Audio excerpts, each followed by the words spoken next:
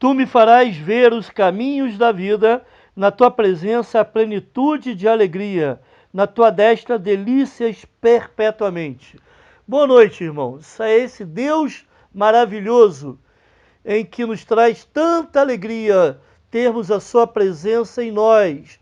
E nos traz alegria também satisfazer os desejos, satisfazer aquilo que Ele almeja para as nossas vidas. A esse Deus é que eu quero convidá-lo a estarmos juntos, louvando, engrandecendo, bendizendo o seu excelso nome. Vamos orar, ter a primeira palavra de oração. Logo após seremos conduzidos pelo Ministério de Louvor à nossa igreja, num hino de louvor ao Senhor. Vamos orar. Pai bendito, muito obrigado, porque Tu és grande, maravilhoso, excelso, poderoso. Andar na Tua presença nos dá alegria. Satisfazer o Teu coração através de uma vida correta, através de uma prática da fé em Cristo, através da busca de andar de acordo com a Tua palavra, isso também nos traz alegria e satisfação para a nossa alma. Receba, ó Deus, o culto que vamos ministrar aqui. Receba cada palavra, receba cada louvor, cada expressão que vamos manifestar aqui nesse culto, ó Pai. O Teu nome é o que nós queremos agradecer. Qualquer outra coisa, qualquer outro pensamento, seja afastado das nossas mentes, e também qualquer outro desejo seja afastado dos nossos corações. Em nome de Jesus, amém. Vamos cantar ao Senhor juntamente com o Ministério de Louvor da nossa igreja.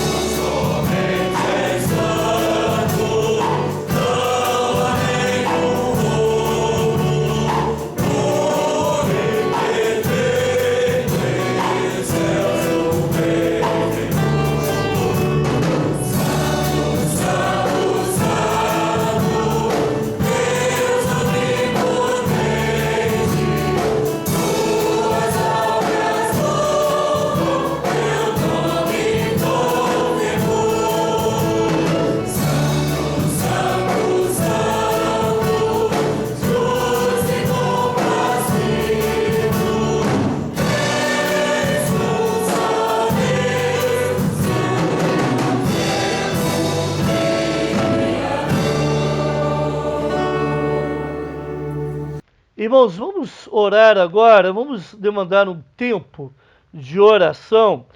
Eu quero orar hoje pela vida, pelos pedidos dos seguintes irmãos. A irmã Elisete, da irmã Elisete, não é? Que agradece a Deus pelo seu irmão, pela recuperação do irmão, mas também pelo seu tratamento, pelos pedidos da irmã Sirlene, da irmã Vânia, da irmã Rosa, da irmã Cristiane, da irmã Suelen Robin, do irmão Darcy, da irmã Dilma. Vamos lembrar dos enfermos da igreja, né? Irmã Janaína, Dora, Anacleta, a irmã Lourdes, que está no seu tratamento. Eu quero falar um pouco mais sobre a irmã Lourdes ainda há pouco. O irmão Joacir, aliás, é o irmão do Joacir, o Valdecir, né? Que se encontra em tratamento de saúde. Também a Débora, lá em Santarém, está pedindo oração aqui da igreja pelos seus familiares que se encontram com Covid-19, pelo irmão Antônio também. Vamos orar, irmãos, por cada uma dessas pessoas.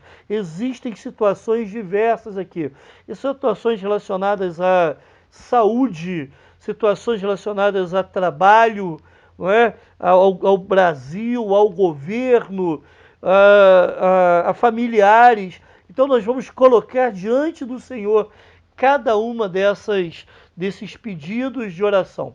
Eu tenho ligado, irmãos, telefonado para cada membro da igreja. Alguns, infelizmente, não atendem o telefone por algum outro motivo, outros não têm conseguido fazer contato, mas cada um desses irmãos aqui, nós tivemos acesso aos motivos e aos pedidos de oração. Então nós vamos orar, não é, por esses pedidos aqui. Eu estou lembrando também da irmã Janaína, que fez pedido de oração também essa semana. Outros pedidos de forma mais específica, nós oraremos no culto de oração de quarta-feira. Tem alguns agradecimentos também, irmãos. A irmã Jane, pela recuperação do seu filho, a irmã Elisete, pelo tratamento e recuperação do seu irmão, a Rosa também, pela recuperação de uma pessoa que ela pediu oração, que está agradecendo agora, a irmã Cristiane pelo sustento, a irmã Dilma pelo cuidado e também tempo de crescimento espiritual, o irmão Rogério Filho está agradecendo também pelo cuidado de Deus, pelo sustento, pela forma tão graciosa como ele tem cuidado do seu povo, né? A irmã Tiene também quer manifestar a sua gratidão e quero, de uma forma especial, agradecer junto com a igreja pela recuperação da irmã Maria de Lourdes. Graças a Deus ela venceu aquele tempo de tratamento químico que ela estava fazendo devido à sua doença. O médico já falou que ela está recuperada daquele mal e agora vai fazer o acompanhamento, né? Aliás, fazer alguns acompanhamentos ao longo dos próximos meses. Mas o médico já deu um parecer muito bom sobre essa doença tão grave que essa irmã foi acometida e nós nos rejubilamos. O nosso coração se encheu de alegria essa semana ao fazer contato com essa irmã e saber dessa boa notícia. Então a Igreja Batista em Nova Suíça está em festa também, porque essa irmã recebeu a graça desse cuidado especial de Deus sobre a vida dela. E também outros motivos que aqui foram expressados. Irmãos, aliás, irmãos, como Deus tem sido bondoso, nada tem faltado ao nosso povo, e pela graça de Deus, a sua mão estendida a nós, vai estar assegurando a cada família o sustento, o provimento das suas necessidades. Então, eu quero convidá-lo a orar junto comigo ao Senhor nesse momento de intercessão. Pai, nós te glorificamos, ó Deus, em primeiro lugar, porque eu gosto sempre de lembrar, porque nós temos alguém a quem pedir, alguém próximo a nós. Tu és soberano, tu és o Criador de todas as coisas, tu tens o controle de tudo. Então, ó Deus, por causa disso, porque nisso cremos, é que nós oramos a Ti, é que nós confiamos em Ti. Senhor, eu coloco a vida de cada uma dessas pessoas e cada um desses pedidos que aqui foram feitos. Ó Deus, obrigado, ó Deus, porque estamos em paz. A ansiedade não nos toma, ó Pai. Não ficamos demasiadamente preocupados, porque temos a paz que vem do alto, aquela paz que excede a todo o entendimento. Mas, ó Deus, entregamos, ó Pai, cada um desses pedidos. Existem pedidos aqui na área de saúde. Existem pedidos aqui, ó Deus, por familiares, ó Pai, pelas diversas necessidades, ó Pai, de familiares. Existem questões de relacionamento, existem questões de trabalho aqui, ó Pai. Nós te entregamos, ó Deus, cada uma, cada uma dessas situações. Confiamos que tu farás o melhor em cada uma delas, ó Pai. Mas, ó Deus, venha abençoar o teu povo, ó Deus. Venha cuidar do seu povo. Venha cuidar da nossa nação, dos governantes da nossa nação, ó Deus, para que as melhores decisões sejam tomadas. Ó Senhor, venha encerrar por definitivo esse mal que está assolando o mundo, em especial o Brasil. Nós pedimos, ó Pai, pela tua benevolência, tua misericórdia e tua graça sobre a nossa nação. Abençoe, ó Pai, a nossa cidade. Abençoe, ó Deus, cada morador do nosso bairro, ó Pai. Abençoe, ó Deus, cada membro da nossa igreja. Ó Senhor Jesus, juntamente com os seus familiares. Senhor, nós confiamos que debaixo da tua poderosa mão nós sempre estaremos seguros.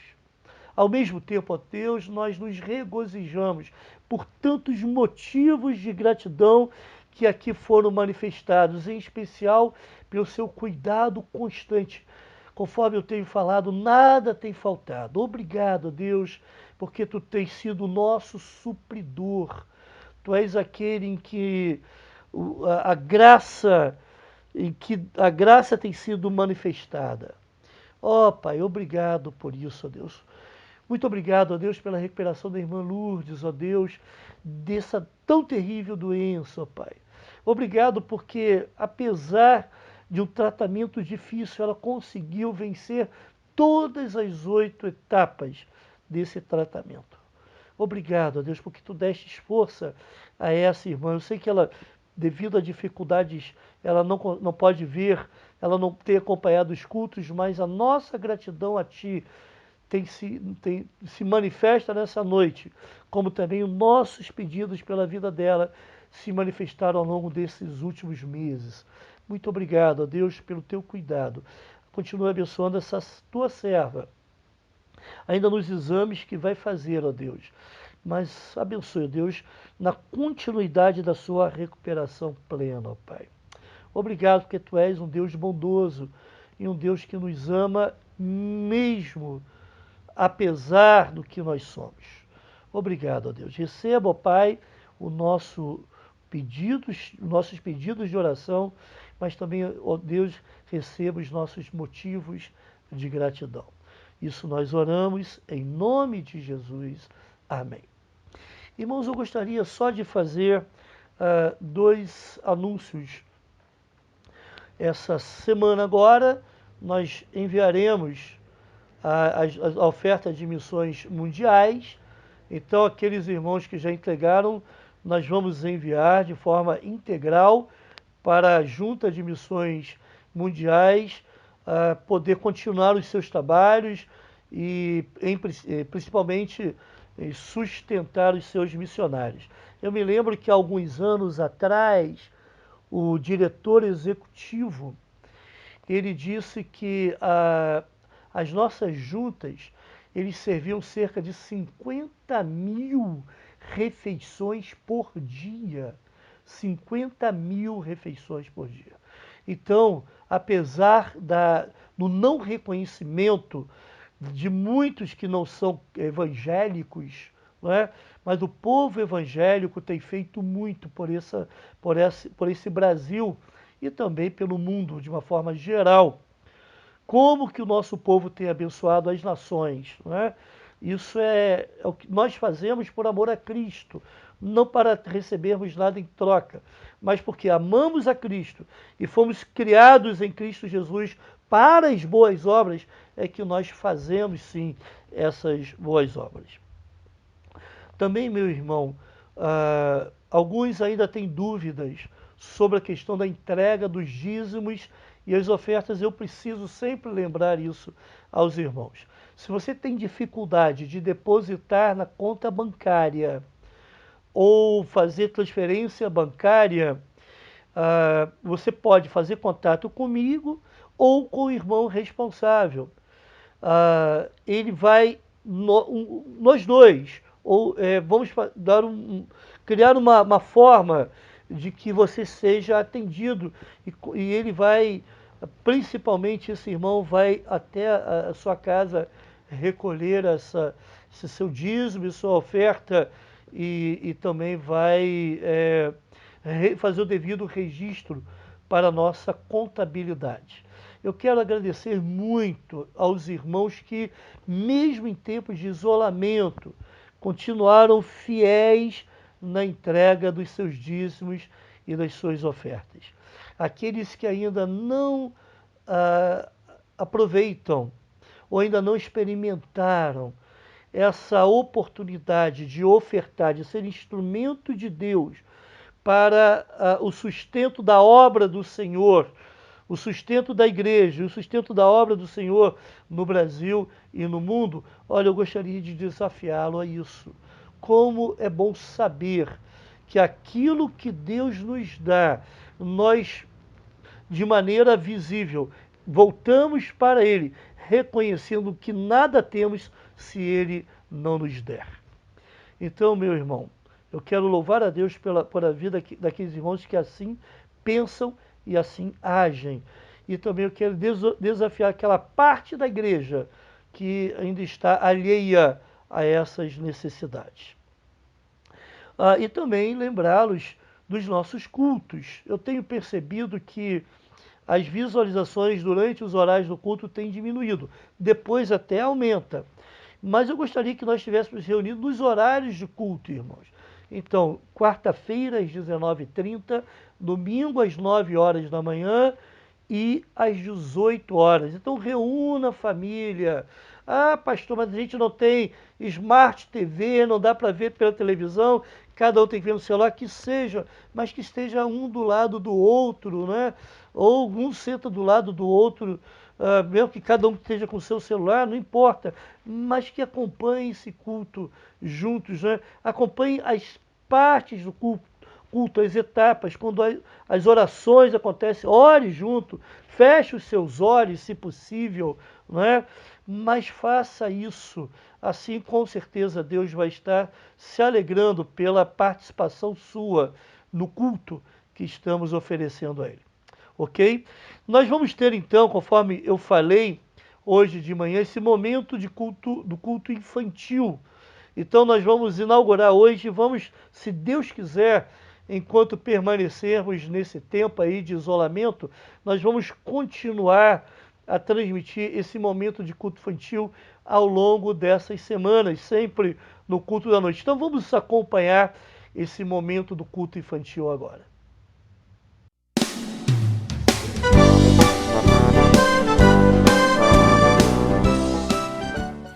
Oi, crianças, tudo bem?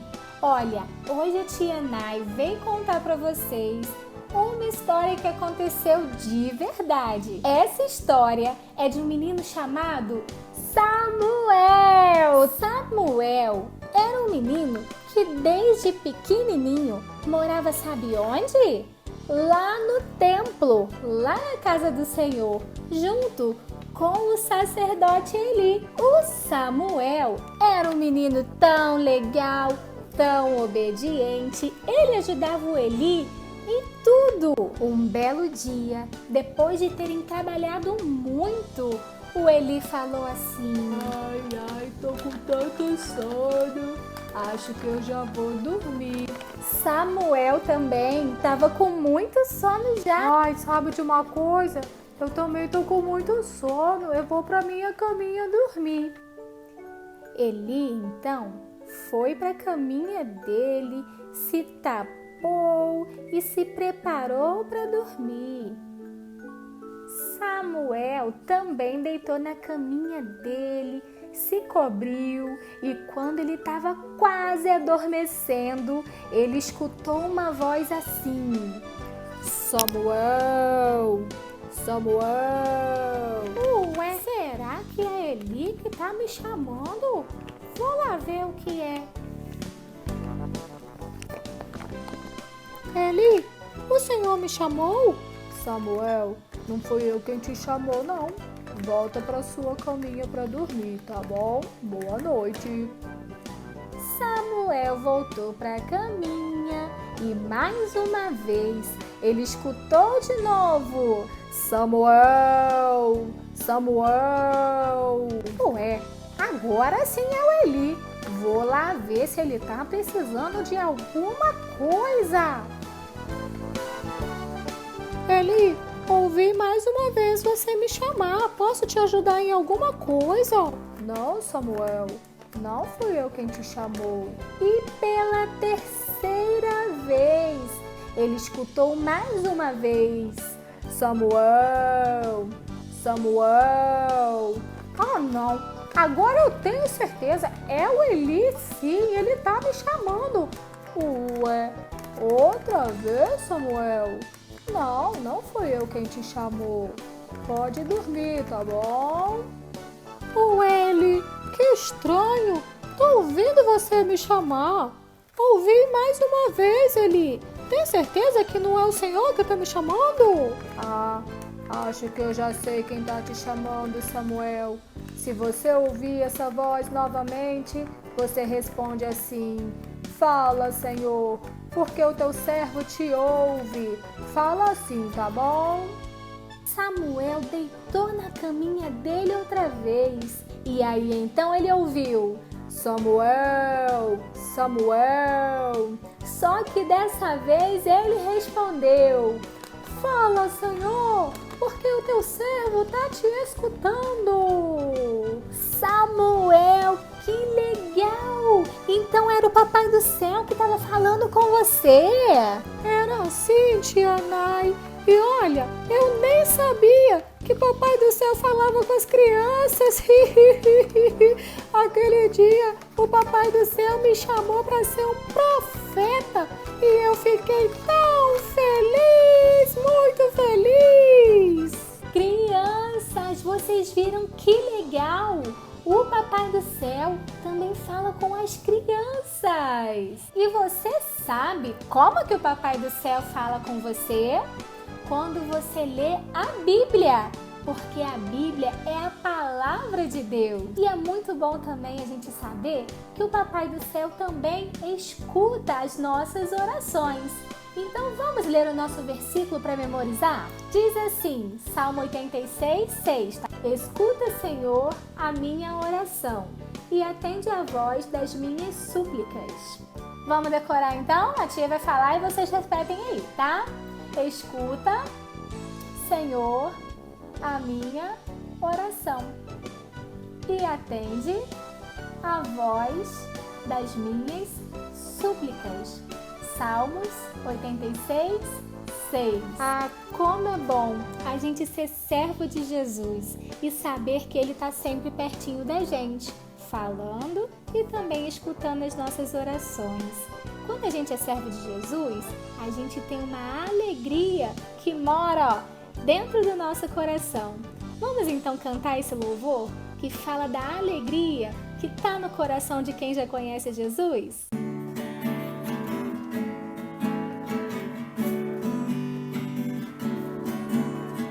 A alegria está no coração de quem já conhece a Jesus. A verdadeira paz só tem aquele que já conhece a Jesus. O sentimento mais precioso que vem do nosso Senhor é o amor que só tem quem já conhece a Jesus. Aleluia, amém, alegria. A alegria está no coração de quem já conhece a Jesus. A verdadeira paz só tem aquele que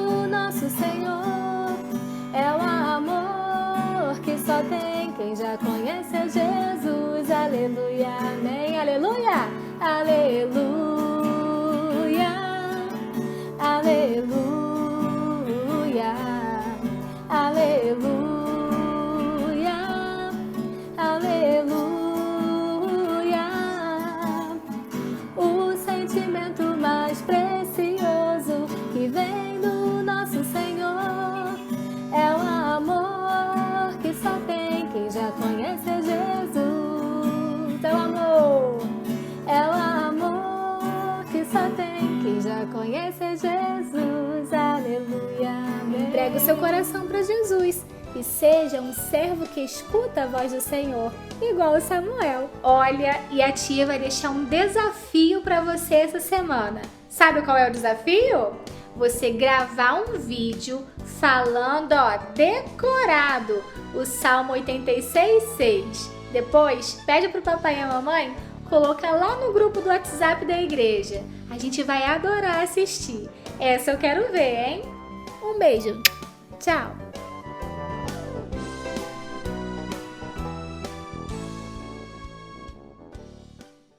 Que bênção, né, irmãos? Sermos instruídos por Deus através dessas irmãs que têm sido usadas por Deus para ensinar as nossas crianças e, por que não dizer, para também nos ensinar muito através do trabalho feito com as crianças. Como é bom ver a forma como o Senhor age na vida do seu povo, relembrar essa história do profeta Samuel. Que Deus abençoe o Ministério Infantil, a irmã Nayane, que tem sempre se colocado à disposição para o uso de Deus nessa área. Vamos louvar ao Senhor com um cântico ao nosso Deus, orientado pelo Ministério de Louvor da nossa igreja. Eu quero falar também que também tem sido bênção na vida da nossa igreja, como é bom ser conduzidos ao Senhor por pessoas crentes em Cristo, comprometidas com Ele e comprometidas com a sua palavra e o seu evangelho. Por isso que o louvor da nossa igreja, ele é tão intenso, é tão significativo, não é? Porque não há falsidade. São pessoas que cantam aquilo que realmente creem e praticam. Vamos louvar ao Senhor, conduzidos pelo Ministério de Louvor da nossa igreja.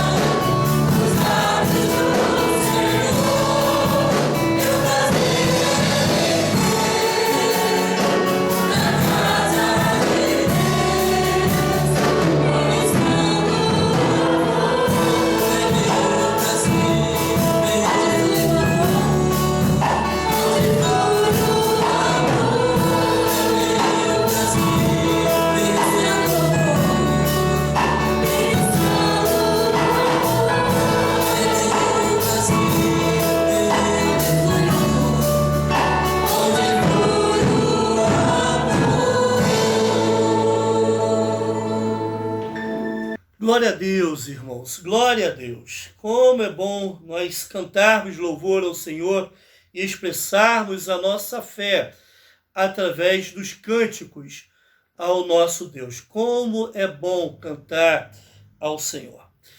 Quero convidá-lo a ler a abrir a sua Bíblia em Mateus capítulo 21, versículos 23 a 32. Mateus 21, 23 a 32.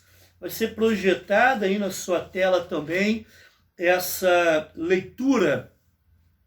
Você pode acompanhar também pela tela da televisão, do seu celular, tablet ou notebook, mas também você pode acompanhar pela sua Bíblia.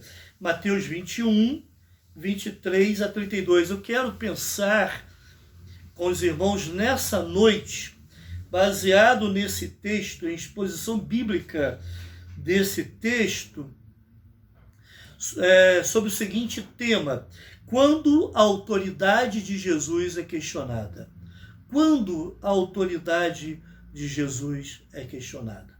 Mateus 21, 23 a 32 diz assim: tendo Jesus chegado ao templo, estando já ensinando, acercaram-se dele os principais sacerdotes e os anciãos do povo, perguntando: com que autoridade fazes estas coisas? E quem te deu essa autoridade? E Jesus lhes respondeu: eu também vos farei uma pergunta. Se me responderdes, também eu vos direi com que autoridade faço estas coisas. De onde era o batismo de João? Do céu ou dos homens? E discorriam entre si.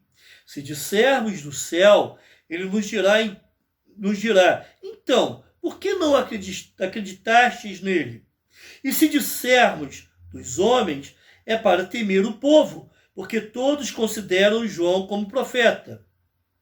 Então responderam a Jesus: não sabemos. E ele, por sua vez: nem eu vos digo com que autoridade faço essas coisas. Versículo 28. E que vos parece? Um homem tinha 2 filhos. Chegando-se ao primeiro, disse: filho, vai hoje trabalhar na vinha. Ele respondeu: sim, senhor. Porém não foi. Dirigindo-se ao segundo, disse-lhe a mesma coisa. Mas ele respondeu: não quero. Depois, arrependido, foi. Qual dos 2 fez a vontade do Pai? Disseram: o segundo. Declarou-lhe Jesus: em verdade vos digo que publicanos e meretrizes vos precedem no reino de Deus, porque João veio a vós outros no caminho da justiça, e não acreditastes nele, ao passo que publicanos e meretrizes creram. Vós, porém, mesmo vendo isto, não vos arrependestes, afinal, para acreditardes nele. Irmãos, que mensagem poderosa do Senhor aqui. Nós precisamos lembrar algumas coisas. Estamos numa quarta-feira. Vamos lembrar que na segunda-feira, dessa última semana de vida de Jesus, aqui nessa terra como homem encarnado, na segunda-feira Jesus entrou em Jerusalém e foi aclamado pelo povo: Hosana, bendito que vem em nome do Senhor. Isso é que o povo dizia. Na terça-feira, Jesus entrou no templo, limpou o templo daqueles ladrões, salteadores, aqueles cambistas. Ele fez uma purificação do templo. Na quarta-feira houve aquele episódio da figueira. Na terça-feira, ao sair procurando frutos na figueira, porque era a época de dar frutos, havia sinal de que haveria frutos, porque quando a figueira apresentava folhas, era sinal de que tinha frutos. Mas chegando lá, Jesus viu que não tinha frutos. Então aquela figueira foi amaldiçoada por Cristo. E na quarta-feira, chegando lá, os discípulos viram aquela figueira seca, desde a raiz. Jesus condenou, irmãos, o religiosismo do povo judeu através da purificação do templo. Jesus ali condenou a nação de Israel através da figueira, porque já era para dar frutos, não é? Mas era uma nação infrutífera aos olhos do Senhor. E agora, ainda nessa quarta-feira, Jesus se encontra no templo. E ele está caminhando ali no templo e ele passou a ser questionado sobre a sua autoridade. Então aqueles líderes religiosos, anciãos, capitães da guarda do templo, né, autoridades, procuraram Jesus e falaram: com que autoridades tu fazes essas coisas? O que estavam questionando? A autoridade de Jesus sobre, no caso da purificação do templo, a autoridade de Jesus em compará-los a uma figueira seca, a uma árvore infrutífera. Com que autoridade tu fazes essas coisas? Se eles já tentaram fazer isso em outros momentos, né? Lembre-se que eles, em algumas passagens anteriores, eles chegaram a dizer que Jesus fazia os milagres por intermédio, pelo poder de Belzebu, que é o deus das moscas, Baal-zebub, como eles chamavam Satanás naquela época. Então, uma forma de se questionar o milagre, aliás, não o milagre em si, mas os feitos de Cristo, ou melhor dizendo, uma forma de se diminuir o resultado daquilo que Cristo tinha feito, tanto no templo quanto em relação aos seus ensinamentos, era questionando a fonte da autoridade de Jesus. Mas eu quero dizer logo de uma vez, Jesus, ele já tinha informado no início do seu ministério que ele fazia as coisas pelo poder, debaixo do poder e da autoridade do Espírito Santo. Lucas capítulo 4 fala isso. Também existe a questão daquela autoridade autoafirmativa de Cristo, porque ele é Deus, a segunda pessoa da Trindade. Ele tem autoridade em si mesmo. Se você se lembra bem, lá no livro de Êxodo, quando Moisés foi convocado para realizar a grande obra de libertação do povo egípcio, Moisés indagou a Deus falando: olha, se me perguntarem quem tu és, qual é o seu nome, o que eu vou dizer? Aí Deus disse: olha só, Moisés, diga ao povo: eu sou o que sou. Deus se identificou como o eu sou. E com certeza, na leitura que você já fez do Evangelho de João, você encontra Jesus se referindo como o eu sou ali, pelo menos 7 vezes. Eu sou o pão da vida, eu sou a luz do mundo, eu sou a porta das ovelhas, eu sou o bom pastor, eu sou a ressurreição e a vida, eu sou o caminho, a verdade e a vida, eu sou a videira verdadeira. Jesus é o eu sou. Aí também está a autoridade de Cristo. Ele é Deus. Entendem isso, irmãos? Ele faz parte das 3 pessoas da Trindade. Deus Pai, Deus Filho e Deus Espírito Santo são um só em sua essência e precisamos crer nisso. Mas por que as pessoas questionam a autoridade? Por que a autoridade de Jesus é questionada? E eu quero ver isso com os irmãos. Pelo menos 3 razões eu consigo identificar. Primeira razão, porque, pelo menos nesse texto, irmãos, porque a autoridade de Jesus é questionada por aqueles que tentam ou tentavam esconder os seus erros. A segunda razão é que a autoridade de Jesus é questionada por homens movidos pelo temor a outros homens. Uma terceira razão é que a autoridade de Jesus é questionada por homens que não querem se arrepender. Mas vamos ver essa primeira categoria. A autoridade de Jesus é questionada por aqueles que tentavam esconder os seus erros. Aliás, deixa melhor falar numa concordância melhor aqui. A autoridade de Jesus foi questionada, segundo o texto bíblico, por aqueles que tentavam esconder os seus erros. É óbvio que isso também não é muito diferente nos nossos dias. Mas volte lá no versículo 23 e releia comigo.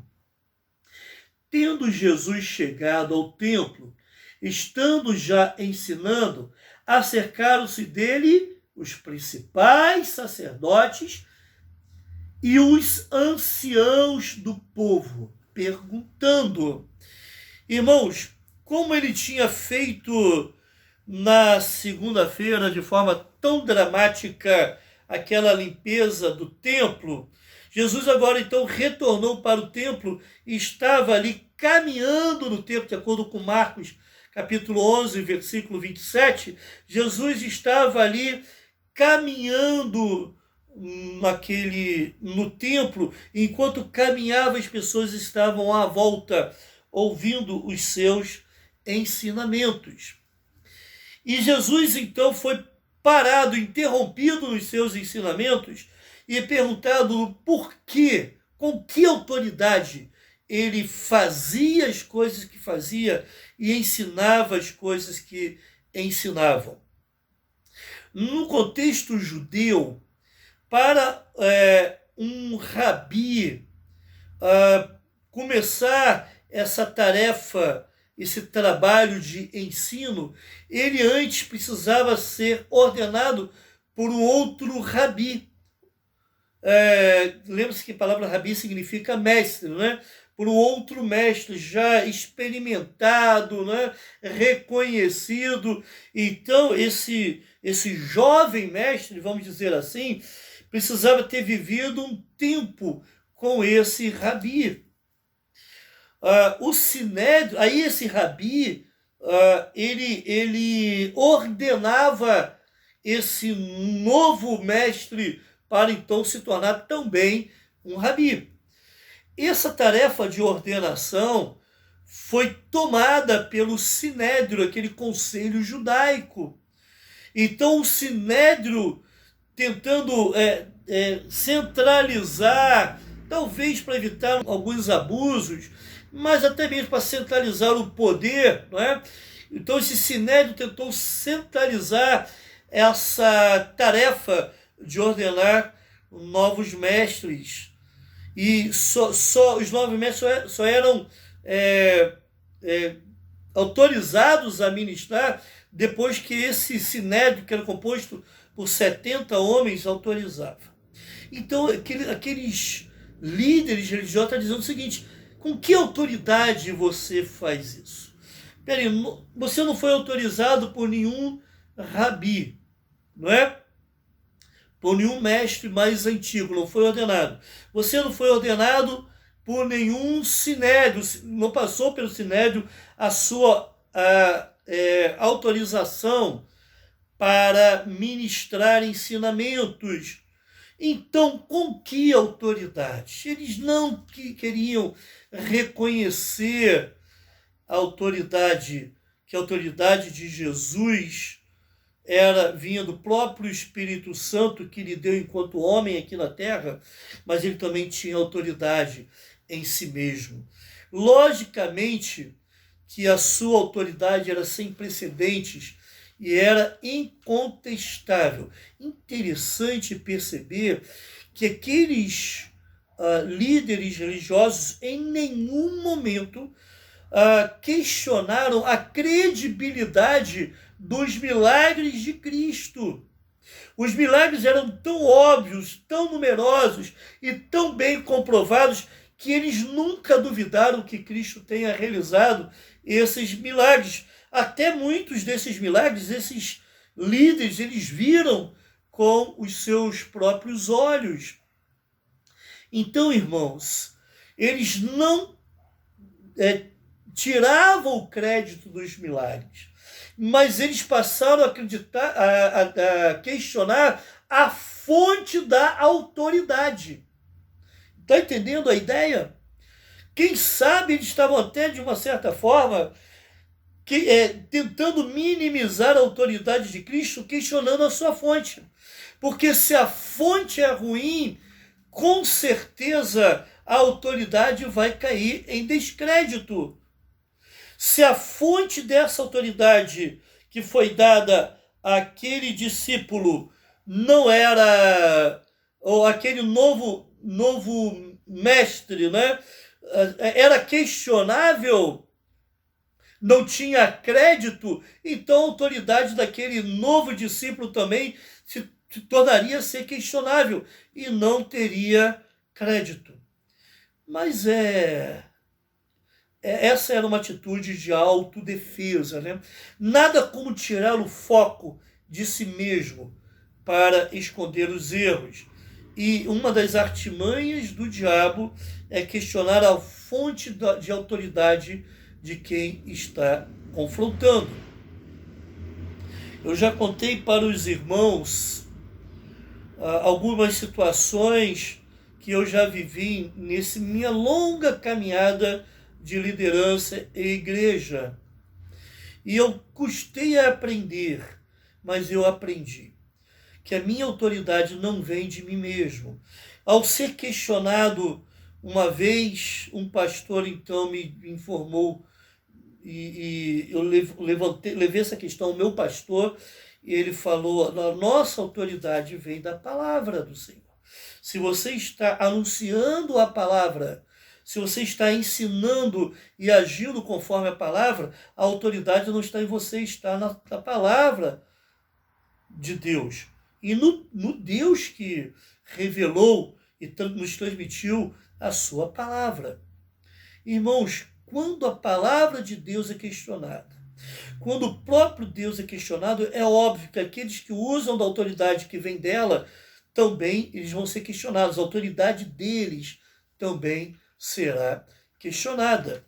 Por isso que, via de regra, aqueles membros da igreja que dão mais trabalho são aqueles que, muitas vezes, não por motivos justificados ou justificáveis, mas eles questionam a autoridade daqueles que estão sobre eles, autoridades espirituais sobre as suas vidas. Porque, na realidade, o seu pecado, a procedência, o procedimento errado que tem, faz com que eles questionem até mesmo a autoridade de Deus sobre suas vidas e a autoridade da palavra de Deus sobre as suas vidas. Mas, continuando a reflexão, o segundo motivo: por que aqueles homens, ou por que homens questionam a autoridade de Cristo? A autoridade de Cristo é questionada, em segundo lugar, por homens movidos pelo temor a outros homens. Isso aconteceu aqui também e fica muito claro aqui no registro bíblico. Vamos dar uma olhada no versículo 24. Versículo 24 nos diz o seguinte: e Jesus lhes respondeu: eu também vos farei uma pergunta. Se me responderes, também eu vos direi com que autoridade faço estas coisas. Eu fico imaginando a raiva que dava naquelas pessoas. quando em vez de Jesus responder de forma direta, ele trazia novas perguntas. Porque, na realidade, essas perguntas que Jesus fazia motivava uma sondagem dos corações, das motivações dos corações para levantarem aqueles questionamentos. É inquestionável que Jesus estava muito melhor preparado para uma controvérsia do que aqueles acusadores, irmãos. Isso para mostrar, irmãos, que Jesus estava a caminho da cruz, não por qualquer deslize moral. O Jesus estava a caminho da cruz, a caminho do seu sofrimento e morte, não porque fosse inferior ou porque tivesse algum tropeço, mas Jesus estava a caminho da cruz porque ele entendia que isso era estar de acordo com a vontade do Pai. Ele e o Pai eram um, e são um ainda, mas ainda da forma humana. Ele, o Pai, era um só, ainda como homem aqui nessa terra. Então ele não fugiria ao compromisso e aquilo que ele se propôs a fazer como plano de Deus para a salvação do homem. Jesus estava muito bem preparado, era muito superior aos seus contradizentes. O temor a homens tem provocado, por interesses errados no coração, por até mesmo fazer que alguém venha questionar, pode até mesmo fazer que alguém venha questionar a autoridade de Jesus. O temor a homens, por interesses errados no coração, pode até mesmo fazer que alguém venha questionar a autoridade de Jesus. Não é isso? Eles estavam dizendo assim. Olha o versículo 25, por favor. Jesus então perguntou: de onde era o batismo de João? Do céu ou dos homens? Discorriam entre si. Se dissermos do céu, ele nos dirá então: por que não acreditastes nele? Interessante. Quando Jesus fala assim, quando Jesus pergunta de onde era o batismo de João, do céu ou dos homens, essa expressão do céu quer dizer de Deus, né? Se você olhar no livro de Mateus como um livro dirigido a judeus, ele não vai usar o nome de Deus, né? Ou então vai usar de forma muito restrita. Por exemplo, quando ele vai se referir ao reino de Deus, ele não usa essa expressão reino de Deus, ele fala reino dos céus, ok? Então, quando Jesus fala de onde era o batismo de João, do céu, deve-se entender que Jesus estava perguntando o seguinte: de onde era o batismo de João? De Deus, vinha de Deus esse batismo de João. João tinha autoridade de Deus para realizar o batismo.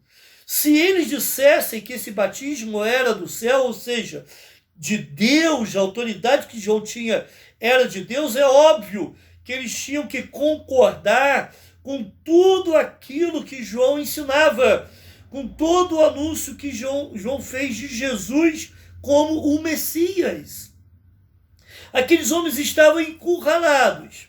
Qualquer resposta que dessem, eles iriam acabar mal, não é? Então eles escolheram sair pela tangente. Se dissessem que o batismo de João era da terra, ou seja, que o batismo de João era coisa de homem, o batismo de João não tinha nada a ver com Deus, ele iria contra o próprio povo, que acreditava sim que o batismo de João, que o próprio João era um profeta, um homem enviado por Deus e ensinava as coisas de Deus. eles não queriam se indispor com o povo. Eles tinham temor a homens, temor do seu povo por motivos errados. Se eles menosprezassem o batismo de João, eles com certeza não teriam o apoio do povo na hora que condenassem a Cristo. O temor ao homem, ou o temor a homens, provocado por interesses errados do coração, pode até mesmo fazer com que alguém questione a autoridade de Cristo. Irmãos, não é mais ou menos isso que acontece? Quantas vezes alguém questiona a autoridade de Cristo sobre a sua vida porque quer ficar bem com as outras pessoas, não quer perder o seu amigo de farra, não quer deixar de ter o carinho da sua família ou o cuidado da sua família, a consideração, não quer ser considerado uma pessoa estranha. Não é isso. Então, quando esse temor a homens toma conta do coração, essa pessoa, para não perder o apoio, o interesse, não é, dessas pessoas por ela, de outras pessoas por ela, ela chega até o ponto de questionar a Cristo, de questionar a Deus. E o versículo 27 continua. Então responderam a Jesus, não sabemos. Saíram pela tangente, não é? E ele, por sua vez, Jesus dizendo agora, nem eu vos digo com que autoridade faço estas coisas. Irmãos, a fuga para dar uma resposta não era por ignorância, por não saber, não era por insegurança, mas é porque eles não queriam reconhecer e até mesmo abrir mão da motivação pecaminosa que estava por trás do questionamento levantado sobre a autoridade de Jesus. Então, para aquela pessoa que não quer abrir mão do seu pecado, não quer abrir mão de motivações pecaminosas do coração, essa pessoa pode questionar a Deus o quanto for, ela não vai ter a resposta do Senhor. Se não houver realmente arrependimento, é isso que a gente vai ver daqui a pouco. Quantas pessoas querem questionar a Jesus? Quantas pessoas querem questionar a Cristo? Quantas pessoas querem questionar a obra de Cristo, a palavra de Deus, o próprio Deus, mas muitas vezes movido pelo pecado que está no seu coração. Mas uma terceira razão do porquê homens, ou que tipos de homens questionam a autoridade de Jesus, não é? A autoridade de Jesus é questionada por homens que não querem se arrepender. Olha os versículos 28 a 32. A princípio, vamos ver de 28 a 30 somente. E que vos parece? O homem tinha 2 filhos. Chegando-se ao primeiro, disse, filho, vai hoje trabalhar na vinha. Ele respondeu, sim, senhor. Prontamente, não é, irmãos? Porém, não foi. Dirigindo-se ao segundo, disse-lhe a mesma coisa. Mas este respondeu, não quero. Depois, arrependido, foi. Irmãos, nós vemos alguns elementos importantes aqui nessa parábola que nós precisamos evidenciar para compreender bem a parábola. O pai aqui mencionado é o próprio Deus. Aqui é uma parábola que se refere ao chamado de Deus a todos os homens. Então aqui é a autoridade de Deus sobre os seus filhos. Deus tem autoridade sobre todos e ele convida a todos. Observe que ele fala com os 2 filhos. Isso mostra a autoridade de Deus em falar, em chamar, em convidar, em conclamar os filhos a fazerem a sua vontade. O segundo elemento, a segunda ideia que eu percebo nesse texto, e dá para perceber na leitura, que é a mesma ordem foi dada a ambos. O Pai deu a mesma ordem. Foi a mesma oportunidade para a obediência. Deus faz isso, irmãos. A possibilidade para o arrependimento, a possibilidade para a obediência, a possibilidade para ouvir, mesmo que de forma inicial diga não, mas que depois volte, essa possibilidade se estende a todas as pessoas. Todo o que crê tem a vida eterna. Todo o que crê tem a vida eterna. A porta da salvação está lá. Cristo é a porta. Muitos chegam em frente a essa porta. Não quero saber disso. Deixa para depois. Outros chegam, dão uma olhadinha, acham até interessante, mas não decidem não passar pela porta. Alguns até encostam na porta, ficam um pouco tempo do lado de fora, não dentro, olhando, mas não adentro, não passam por essa porta. E alguns poucos olham a porta, veem o que essa porta significa, entendem isso e falam: isso eu quero para mim. É essa oportunidade que eu estou esperando na minha vida.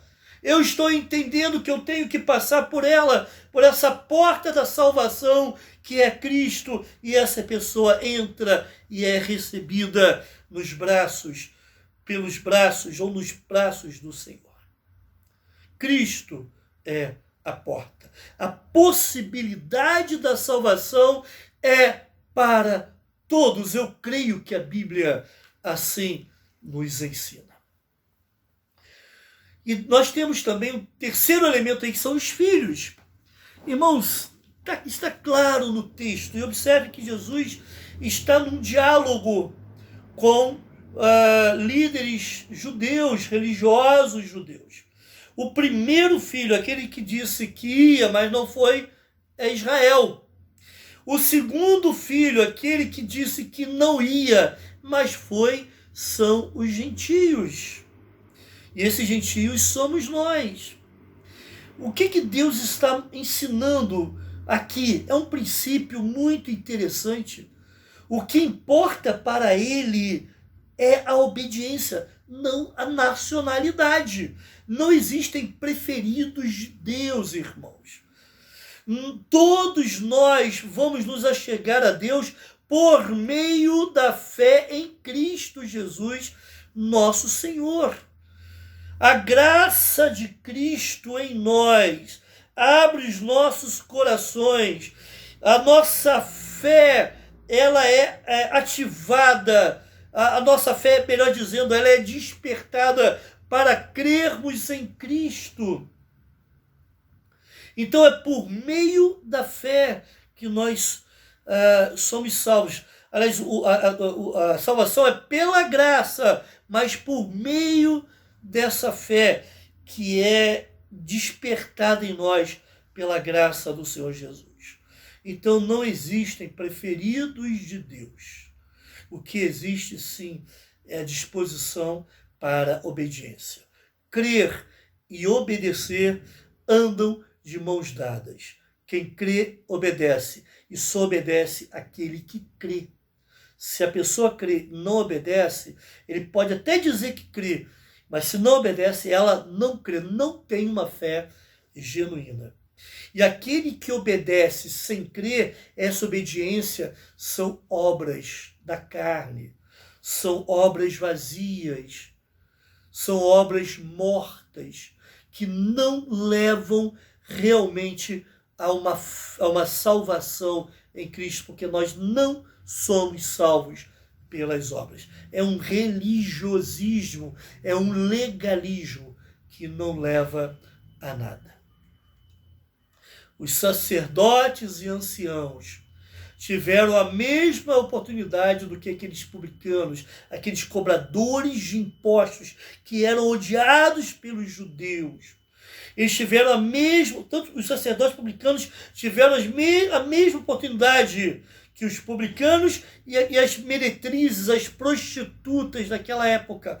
Muitos publicanos e prostitutas, muitos cobradores de impostos e meretrizes creram em Cristo, se voltaram a Cristo ao ouvirem a sua mensagem.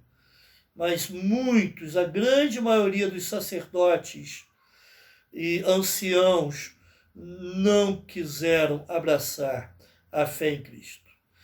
Para ambos, tanto para os sacerdotes e anciãos, quanto para publicanos e meretrizes, o apóstolo João apresentou a necessidade de arrependimento, ao enaltecer esse caminho da justiça que nos é dado quando nos arrependemos e cremos em Cristo. Nós somos justificados por Cristo. Porém, esses sacerdotes e anciãos não quiseram. Irmãos, na hora decisiva em que se iniciou com João Batista de se tomar uma decisão por arrependimento ou para o arrependimento, os religiosos fracassaram e os publicanos e pecadores se aproximaram de Cristo.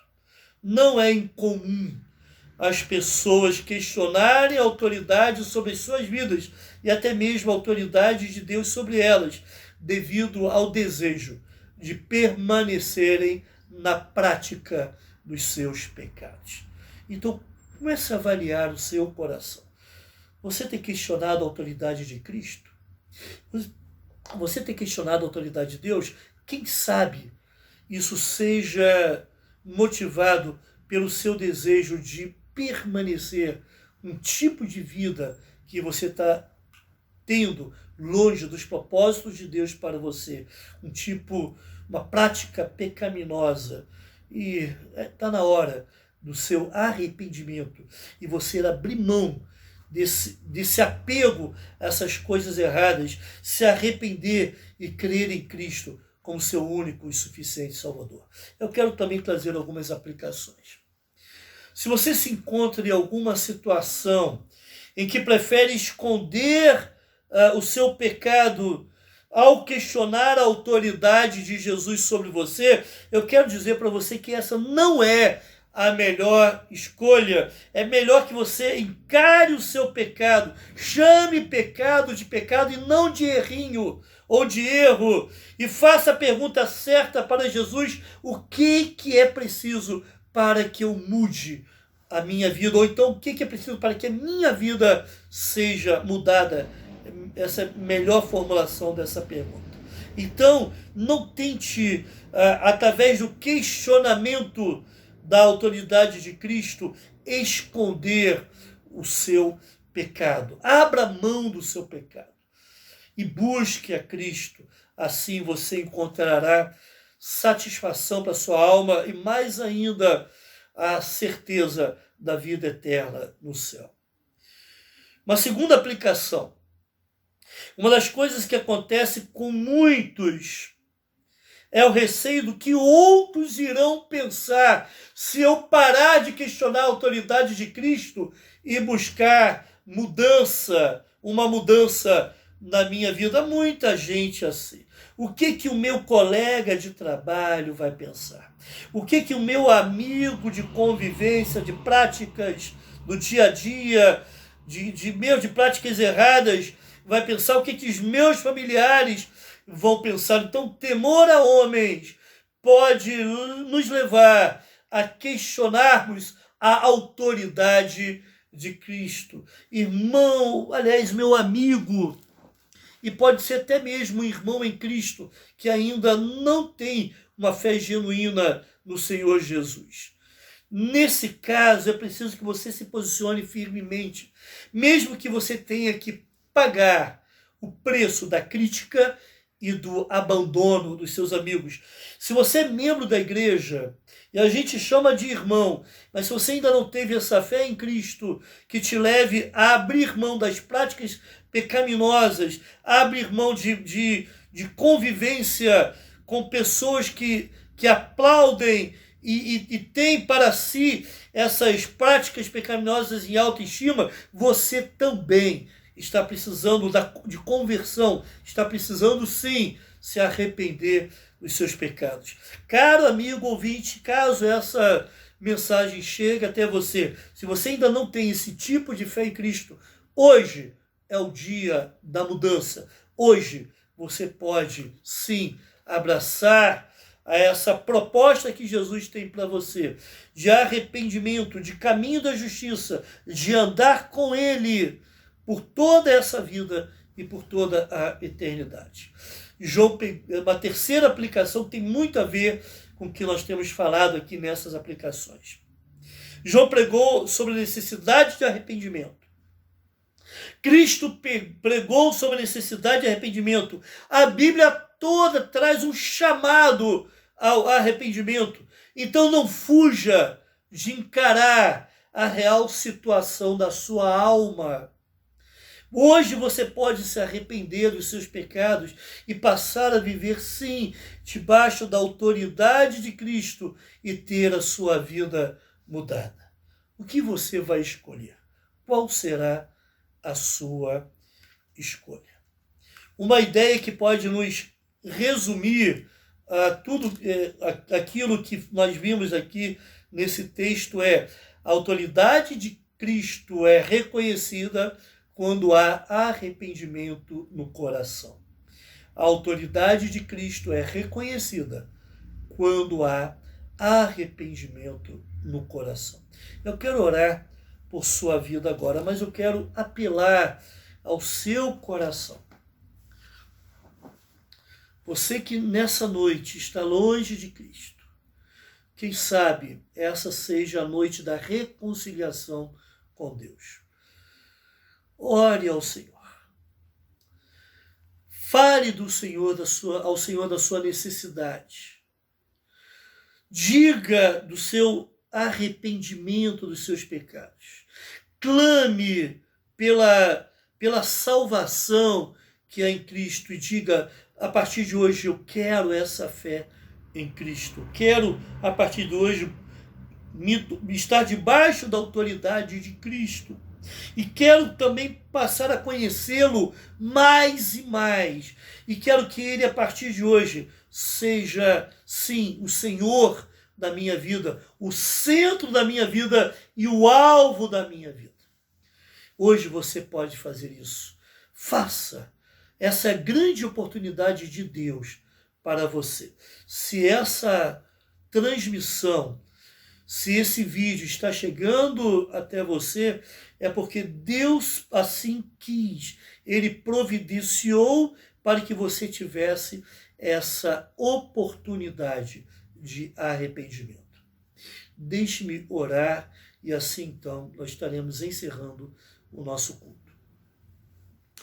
Muito obrigado, Deus, por esse tempo que tivemos aqui. Obrigado, Deus, pela Tua palavra, Pai, que alimenta a nossa alma. Senhor, que essa noite seja uma noite de salvação. Que pessoas venham se decidir por Cristo, venham a entender o Evangelho e abraçar a fé em Cristo e abraçar a vida que Cristo quer lhes dar. Senhor Jesus, ajude através do Teu Santo Espírito nessa compreensão da necessidade de arrependimento e fé em Cristo. E que o Teu amor, ó Deus, que a graça do Senhor Jesus Cristo e que a doce presença do Espírito Santo estejam com todos, hoje e para sempre. Que Deus abençoe e até a próxima transmissão.